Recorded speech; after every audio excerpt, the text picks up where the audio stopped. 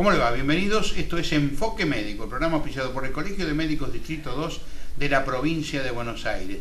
15 años llevamos ya en el aire y 15 años respondiendo fundamentalmente a las inquietudes de la comunidad médica y de toda la comunidad en general. Hoy estamos con el doctor Salvador Lograsso, el presidente del Colegio de Médicos Distrito 2, porque hay un tema que es recurrente. ¿Qué pasa con los médicos que se denominan truchos, o sea, que no tienen la reválida de su título, si es que lo tienen, no tienen el registro correspondiente, la matriculación correspondiente en los colegios de médicos? Porque ahora le voy a preguntar al doctor, el Ministerio de Salud derivó en ellos ese tipo de control. A ver qué es lo que pasa. Se conocen cada vez más, ahora últimamente se conocieron el caso de 2 médicos venezolanos, y bueno, a eso se suman los que se encontraron en Cañuelas. Doctor Lograsso, muchísimas gracias por estar con nosotros. Bueno, eso fue una preocupación suya. Yo recuerdo cuando el colegio salía a hacer campañas para detectar esos consultorios que había escondidos en garaje y cosas por el estilo, que muchos no eran médicos, ¿no? Mire, el problema es muy complejo y no es fácil. Primero por 2 razones. Lo más importante es que los empleadores de los médicos tomen conciencia de que no pueden, bajo ningún concepto, autorizar el trabajo en una institución pública o privada sin previamente no haber determinado si son médicos, si están habilitados para el ejercicio. Es muy simple. Se comunica con el colegio de médicos, le mandamos el ético y resuelven si es o no es médico.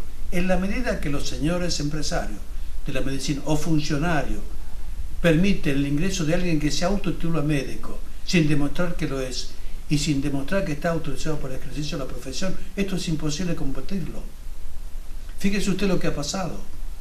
Es válido lo que pasó en Cañuelas porque hubo una alteración de documentos públicos, de identidad y demás.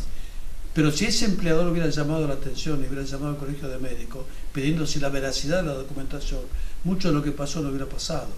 Por eso nosotros estamos alertando a todo el mundo. Además, le estamos remitiendo a todas las entidades, sean públicas y privadas, que por favor nos remitan el listado de médicos para que hagamos un chequeo y determinemos si realmente los que están trabajando son médicos.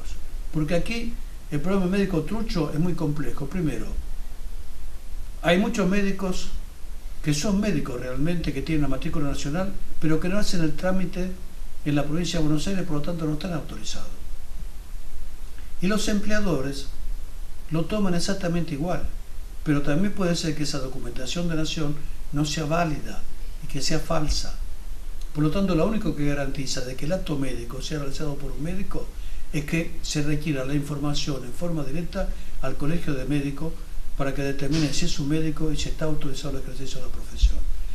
Nosotros hoy creo que somos los únicos en el país que hemos dotado un método donde es imposible falsear ninguna documentación. ¿Cuál es ese método, doctor? Muy simple. La documentación que entregamos nosotros va con la foto del titular. Claro. Por lo tanto, es muy simple. Si alguien adulteró esa documentación y se hace pasar, a menos que sea un ciego, tiene que ver que el que la trae no tiene nada que ver con la foto. Por lo tanto, más todavía de lo que estamos haciendo con esto, tratamos en lo posible de simplificarlo.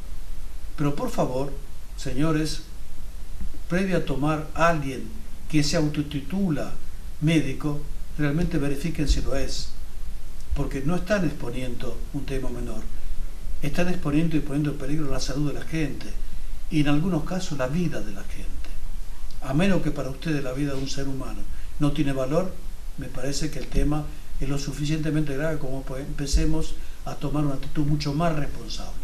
Doctor, perdóneme que lo interrumpa. ¿Le cabe alguna responsabilidad penal o civil o cualquier tipo de responsabilidad al que acepta la presencia de un médico sin haber constatado eso que usted dice, que es tan simple, que tenga el título y que lo tenga en orden?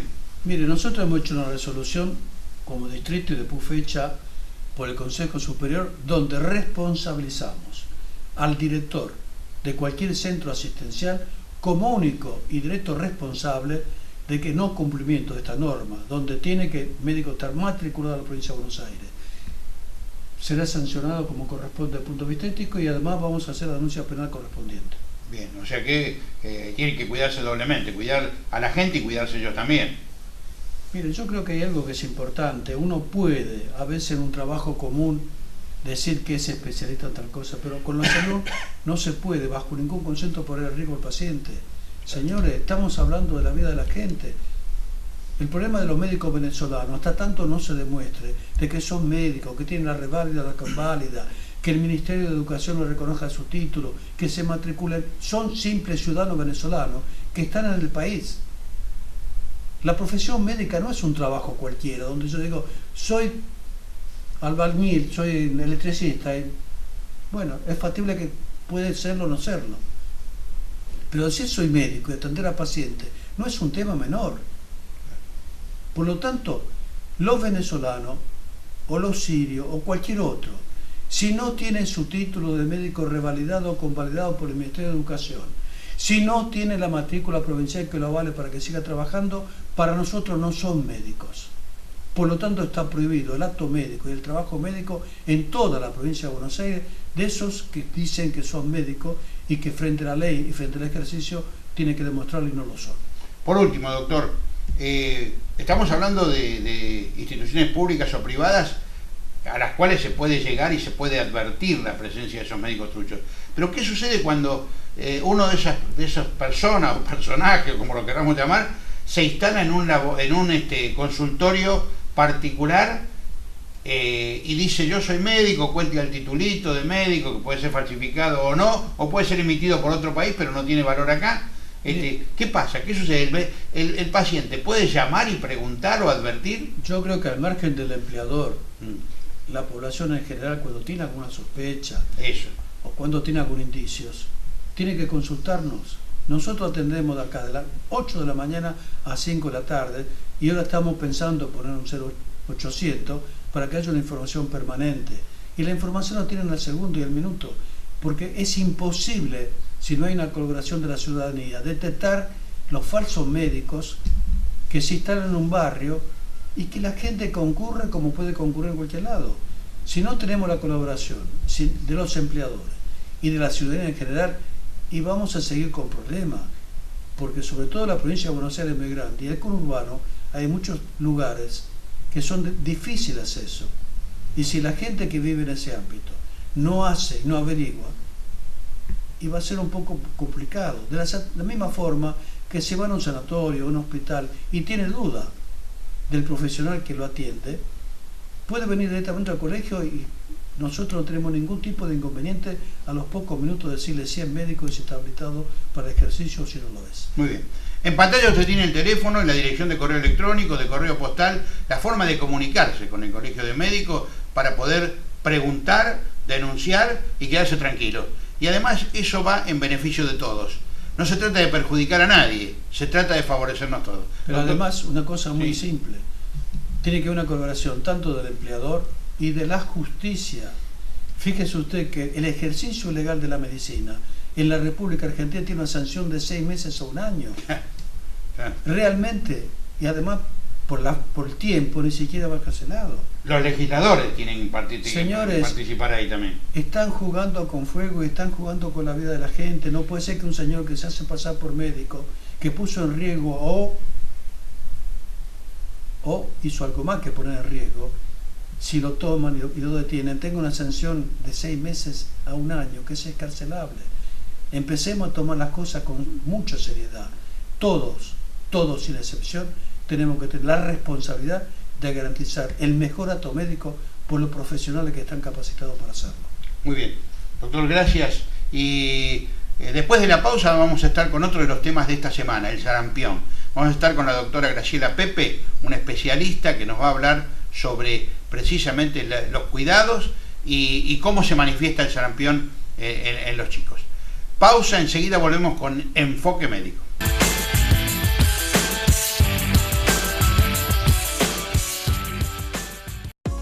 CAP, Centro de Atención al Vecino, una nueva forma de estar comunicados para recibir tus consultas y reclamos. Vías de comunicación web.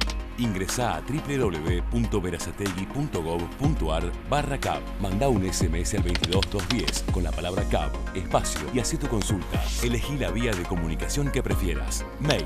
Escribí a cav@verazategui.gov.ar. Chat. Comunicate por nuestro chat online todos los días de 8 a 24 horas ingresando a www.verazategui.gov.ar/CAB. Descargate la aplicación Verazategui Municipalidad de tu Play Store o App Store y completá el formulario desde tu celular. Conectate a través de nuestras redes sociales municipales.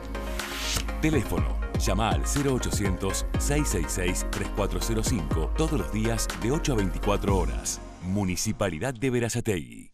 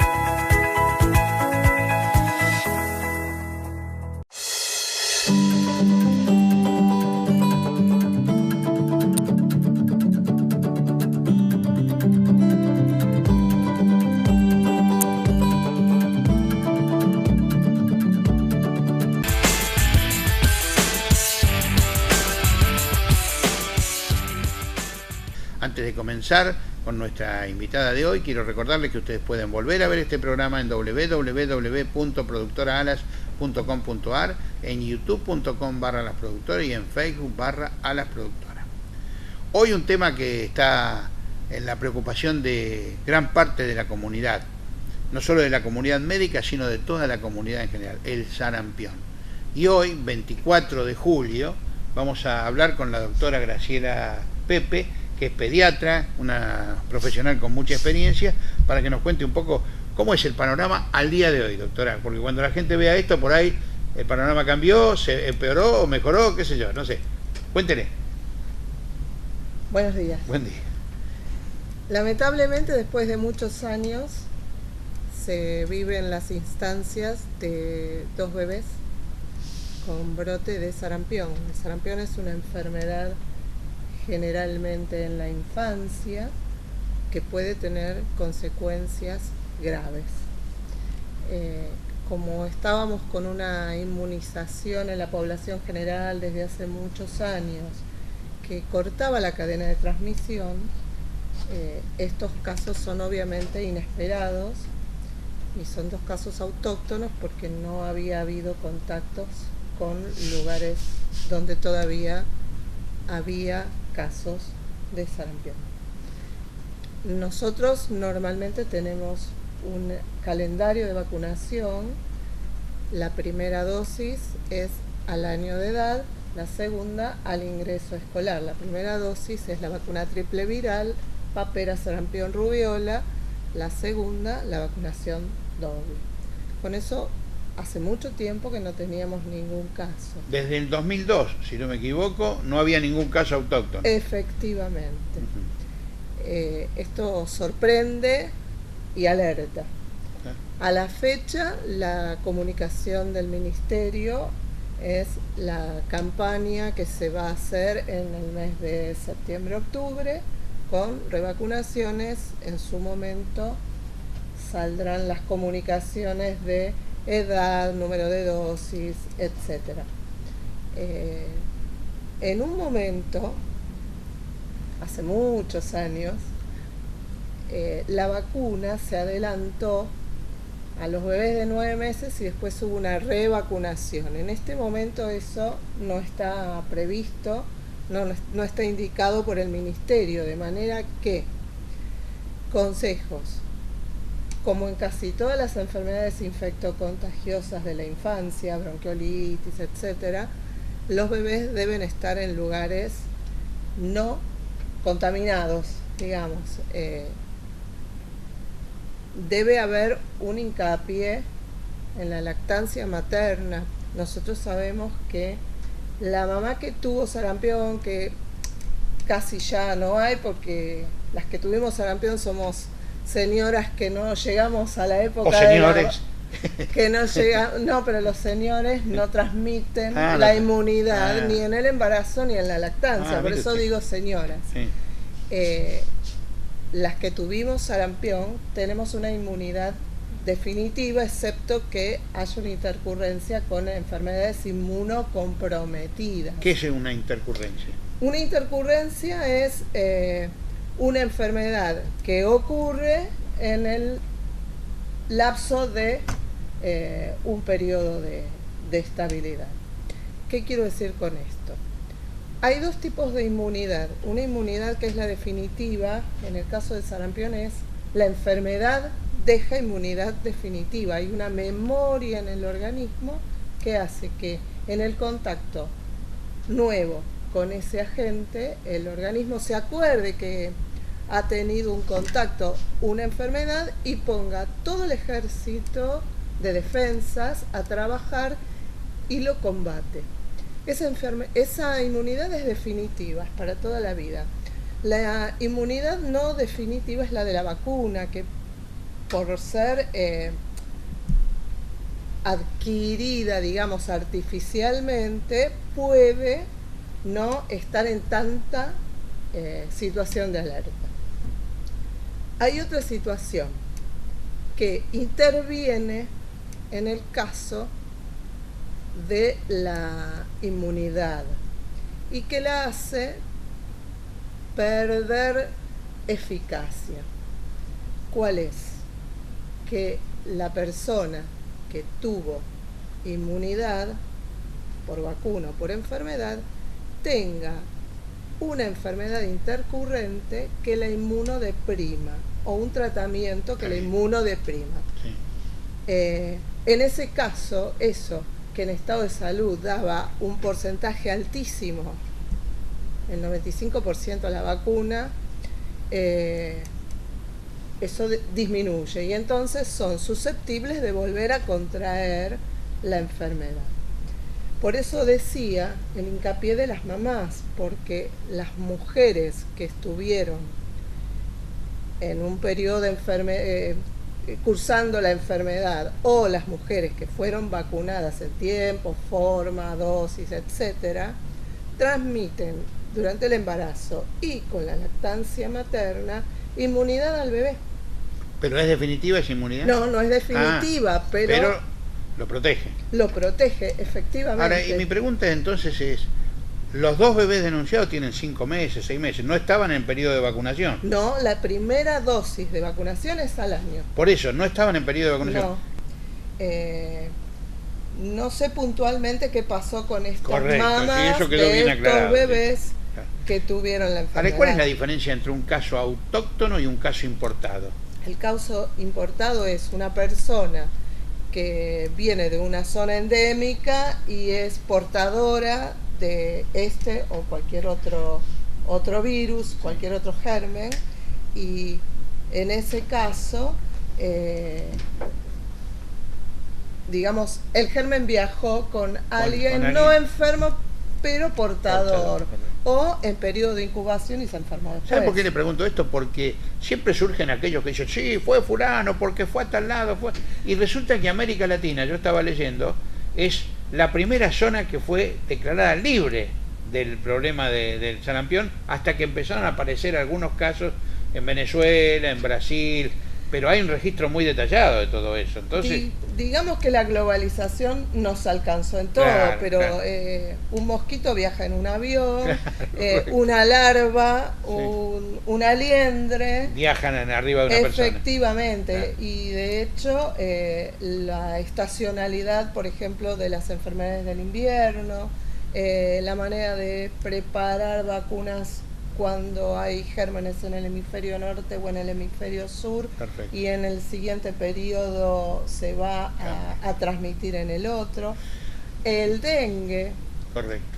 Es una enfermedad que, bueno, uno cree que pudo haber sido autóctono si el que viajó fue el mosquito, pero también pudo haber sido contaminado en otro lugar.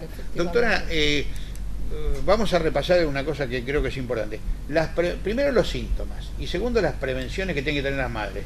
Los síntomas, como en cualquier otra entidad de la infancia, la mamá tiene que estar alerta al quebrantamiento, es decir, al decaimiento del bebé, a que no juegue por largos periodos, a que rechace el alimento, la fiebre. No se puede confundir con una gripe, por ejemplo. Sí, se puede confundir, pero bueno. Hay que tener cuidado. Es lo mismo, claro. Porque un bebé chiquito con una gripe también puede tener una enfermedad grave. Claro. Una bronquiolitis en un bebé chiquito también es una enfermedad grave. Al principio los síntomas pueden ser similares. El sarampión es una enfermedad roja. Aparecen esas manchas, ¿no? Claro, el chico se brota, se pone rojo, generalmente de la cabeza hacia abajo. Pero cuando aparece el brote, ya no es confundible. Claro. Los momentos iniciales sí son similares a los de cualquier otra enfermedad viral que cause fiebre, quebrantamiento, falta de apetito, etc. Bueno, ¿y recomendaciones para las madres? Lavarse las manos, estimular la lactancia materna, no estar en ambientes cerrados con mucha población, porque ahí los gérmenes, esto o cualquier otro, circulan. Yo me acuerdo que en el año 2009 hubo un gran temor con el tema de la gripe porcina, el H1N1. Sí. Entonces hubo una situación de miedo que generó una alerta positivo, es decir, el temor se convirtió en cuidado y eso es muy favorable. Perfecto. Ese año los casos de bronquiolitis disminuyeron notablemente. ¿Por qué? El miedo era tan grande a adquirir la H1N1 que las mamás, la población en general, empezó a usar el alcohol en gel, a lavarse frecuentemente las manos, a no concurrir a lugares cerrados, a no estar en la sala de espera para un control en un hospital o en un consultorio o en una clínica donde había un montón de pacientes febriles. La comunidad médica también hizo lo suyo, obviamente, aisló los febriles de los controles, recomendó no hacer controles cuando no había una instancia crítica de enfermedad y posponerlo o llevarlo a un lugar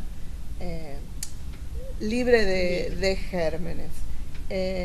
Bueno, en este momento habría que hacer exactamente lo mismo. Eso que iba a decir, hay que hacer lo mismo. Claro, que la alerta nos obligue a cuidarnos. Bien. No estar en espacios cerrados, no estar en ambientes con humo, obviamente, lavarse las manos y estimular la lactancia materna. Hay muchos bebés que no tienen una lactancia materna exclusiva por diferentes razones. No interrumpir definitivamente la lactancia, aunque la alimentación se complemente con otras cosas, favorece la inmunidad. De esa y otras enfermedades. De todas las que haya tenido la mamá. Claro, bien. Si tiene una inmunidad completa, digamos. Le hago una pregunta que saco del recuerdo. Yo me acuerdo cuando tuve varicela que decían no hay que reventarse las pústulas porque va a quedar marcado. El sarampión no tiene ese tipo de... No. Tiene solamente manchas. Son manchas. Claro. Son manchas. Claro. Bueno, yo le puedo decir los síntomas si usted quiere, pero eso ya es yo le digo los síntomas, cuando la mamá lo confunda, se puede asustar o no acudir al médico. No, tiene que ir al médico. Ante la fiebre tiene que ir al médico. Un chico con fiebre debe ser examinado por un profesional. Muy bien. Creo que eso es lo más importante. Doctora, le agradezco mucho. Al ¿Usted quiere agregar algo que ¿Que cree que es importante? Creo que no. No, muy bien. La doctora Graciela Pepe, señores, pediatra, una persona de reconocida solvencia profesional, que ha sido la jefa de pediatría del hospital Disculpe, sí, yo fui la jefa de neonatología, del hospital Gandulfo. Del hospital Gandulfo, pero que conoce de esto un montón. Y por eso le pedimos que estuviera con nosotros. Recuerde que usted puede volver a ver este programa en www.productoraalas.com.ar, en youtube.com/alasproductor y en Facebook /alasproductor.